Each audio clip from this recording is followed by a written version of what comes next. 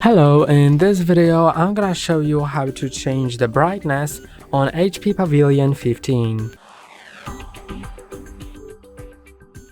To change the brightness, click on this control center here. Then you'll see the brightness bar. You can adjust it just like that. If this doesn't work for you, there is an option to fix it. So go to the search and search for Device Manager.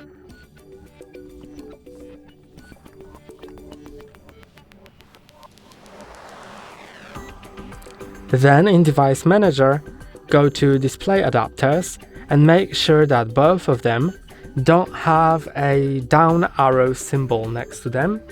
If they do, then right click on them. This is the symbol that they might have next to them. If they do, then you'll have an option after you right click on them to enable the device. So click on that, click on enable both of these graphic cards, and then you should be able to adjust your brightness. If it still doesn't work, then go to settings and update your system. So go to settings, then Windows Update, and check for updates here.